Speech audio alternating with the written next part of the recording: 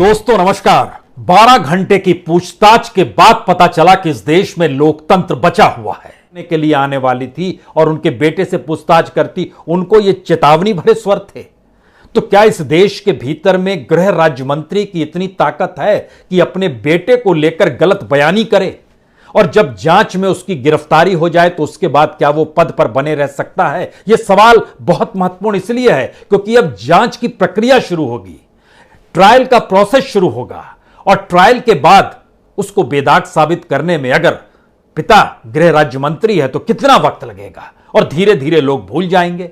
और इन परिस्थितियों में जब किसान संघ ने अपने तौर पर चेतावनी दी कि 11 तारीख तक 2 चीजें अगर नहीं होती है तो फिर हम आंदोलन तेज कर देंगे, और आंदोलन तेज करने का मतलब यह है बहुत साफ तौर पर कि 12 तारीख को अरदास, अंतिम अरदास जो किसानों की मौत कुचल कर की गई है उसके लिए लखीमपुर में ही जमा होंगे, और वहीं से अलग अलग हिस्सों में समूचे देश में लोग निकल पड़ेंगे। और उसके बाद रेल रोको आंदोलन, महापंचायत लखनऊ की दिशा में, यानी आने वाले वक्त में राजनीति को कहीं ना कहीं डिगाने की परिस्थितियां भी और बीजेपी के प्रतिकूल खड़े करने की परिस्थितियां भी किसान संघ ने अपने तौर पर बतला दी।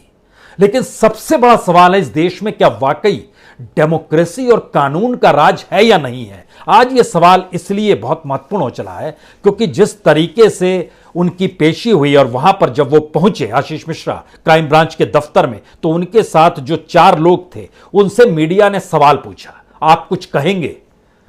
उन्होंने कहा नहीं कहेंगे, और यह मत सोचिएगा कि हम डर के आ गए हैं, हम अपनी शर्तों पर आए हैं, अपने हिसाब से आए हैं।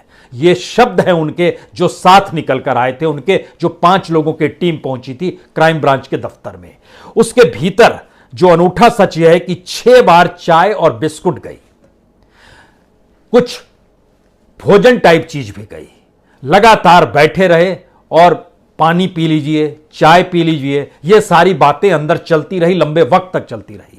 जो वहां पर मौजूद थे उनके मुताबिक जो ट्रीटमेंट था वो ट्रीटमेंट कहीं भी किसी अपराधी को लेकर नहीं था, सिवाय इसके कि कितना लंबा वक्त हम काट सकते हैं जिससे यह मैसेज जाए कि पूछताछ वाकई बहुत लंबी चली है।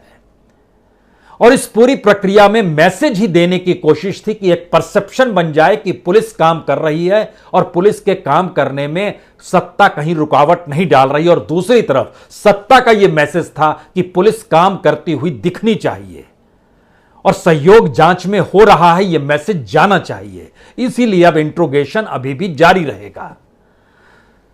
फिर वही सवाल है, क्या वाकई इतनी ताकत पिता के मंत्री बनने के बाद किसी बेटे में आ जाती है जहां पर वह कुचलते हुए निकल जाए? क्योंकि जो जांच की प्रक्रिया में जो सवाल निकल कर आ रहे थे वो सवाल इसलिए महत्वपूर्ण है क्योंकि इसी दौर में आशीष मिश्रा का दोस्त अंकित दास, उसके घर दबिश हुई, वह अभी भी फरार है, उसका ड्राइवर पकड़ा गया है।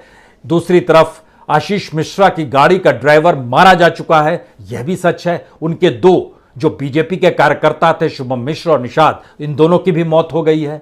ये सारी परिस्थितियां बतलाती हैं कि जैसे मौत एक खेल है और मौत के साथ कोई भी खिलवाड़ कर सकता है, यानी हत्या नहीं है वो, यानी अपने अनुकूल परिस्थितियां हमारे साथ है तो हम कुछ भी करेंगे। और यह मैसेज कानून को अपने हथेली में दबोचकर पांव तले कुचलने की परिस्थितियों को जन्म देता है, और यही वो अहंकार है जिसमें हम कब पेश होंगे यह हम बताएंगे, हमसे आप क्या पूछेंगे यह हम बताएंगे, हमारे ऊपर कौन सी कार्रवाई होगी यह हम बताएंगे, कितने वक्त तक आप हमको अपने हिरासत में रखिएगा यह भी हम बताएंगे, और उस हिरासत के दौर में आप क्या क्या रिपोर्ट बाहर ले जाएंगे, मीडिया के सामने कौन सी रिपोर्ट रखेंगे यह भी हम ही बताएंगे।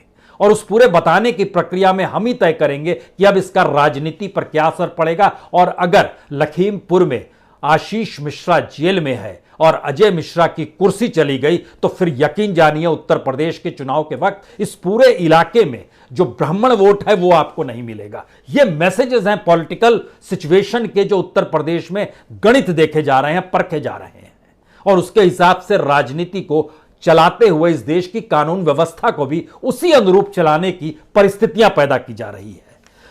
जो सबसे बड़ा महत्वपूर्ण सवाल था कि दंगल में मौजूदगी आशीष मिश्रा की थी, लेकिन दंगल के बाद जो पूरा का पूरा रूट बदल दिया गया था डिप्टी सीएम के लिए, और उसी से अजय मिश्रा भी निकले और डिप्टी सीएम केशव मौर्य भी निकले, उस रूट से आशीष मिश्रा नहीं निकले, अजय मिश्रा मंत्री महोदय निकले, दोनों मंत्री निकल गए और आशीष मिश्रा इस रूट पर आ गए जो प्रतिबंधित था। यहां पे किसानों का आंदोलन शांतिपूर्वक चल रहा था, वहां ये जीप ले गए, ये दिखाने और जतलाने के लिए कि एक तरफ पिता है और दूसरी तरफ राज्य के डिप्टी सीएम है।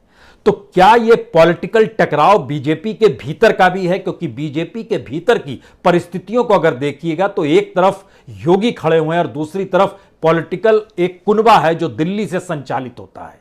तो क्या इसी वजह से अजय मिश्रा जो देश के गृह राज्य मंत्री हैं, वो इस देश के गृह मंत्री अमित शाह से मुलाकात करते और मैसेज उसके बाद मीडिया में दिया जाता है, आपको कुछ नहीं होगा, आप सिर्फ इस बात का जिक्र कर दीजिए कि सहयोग दिया जाएगा जांच में। यानी पूरी प्रक्रिया कुछ ऐसे चल रही है। हमें लगता है कुछ चीजों को आज राजनीतिक तौर पर भी समझने की जरूरत है। यह इसलिए जरूरत है क्योंकि यूपी के भीतर में जो एक बड़ा ग्रुप सबसे प्रभावी है, उस प्रभावी ग्रुप के ऊपर कोई नकेल कस पाने की स्थिति में अब योगी नहीं है जो राज्य के मुख्यमंत्री हैं, और यह टकराव दोनों के भीतर जबरदस्त रहा है। और योगी ने जिस शख्स को, जिस एडिशनल एसपी की अगुवाई में जो टीम बनाई वो एसआईटी की जांच करेगी, वो अरुण कुमार हैं जो कि बहुत ही करीब हैं योगी के। और योगी के कहने पर ही एडिशनल एसपी अरुण कुमार सिंह पहुंचे थे लखीमपुर और वहां पर बाकायदा माइक लेकर कह रहे थे, आपको लोगों को जो भी शिकायत है आकर कहिए, अपनी शिकायतों को दर्ज कराइए, एफआईआर दर्ज कीजिए, उस पर कार्रवाई होगी।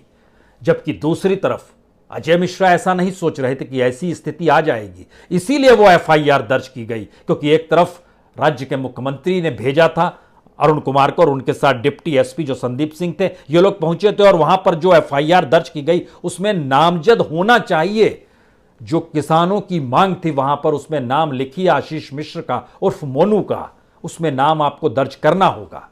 इसीलिए यह बड़ा सवाल था कि क्या यह चीजें दफन कर दी जाएगी या चीजें आगे बढ़ेगी, अभी भी यह सवाल है। और इस 12 घंटे के वक्त में जो भी पूछताछ और जो पूछताछ की पूरे तरीके रहे हैं उसमें चाय बिस्कुट हावी हो गई, शानदार कप में चाय परोसी जा रही थी, शाम के वक्त में नाश्ता भी दिया गया। यह सारी परिस्थितियां बतलाती है कि दरअसल कहीं ना कहीं किस रूप में पुलिस को काम करना है वो निर्देशित भाव से एक आदेश के तहत चल रही है। लेकिन दूसरी तरफ दबाव यह भी था कि किसी भी हालत में ऐसा ना लगे कि पुलिस कुछ नहीं कर रही है। इन्हीं दो परिस्थितियों में चीजें चलती रही। हमें लगता है कि राजनीतिक टकराव को अगर बीजेपी के भीतर देखें तो उसमें आपके जहन में एक वक्त में नाम सुनील बंसल आ सकता है। उस ग्रुप के साथ केशव प्रसाद मौर्य जो सीधे सीधे योगी से टकराते रहे हैं और एक वक्त उन्होंने इनकार कर दिया था कि योगी का नाम नहीं लेंगे कि वह 2022 के चुनाव के बाद मुख्यमंत्री बनेंगे। कहा जाएगा कि दरअसल विधायक तय करेंगे और यही वो कहते हुए निकल गए।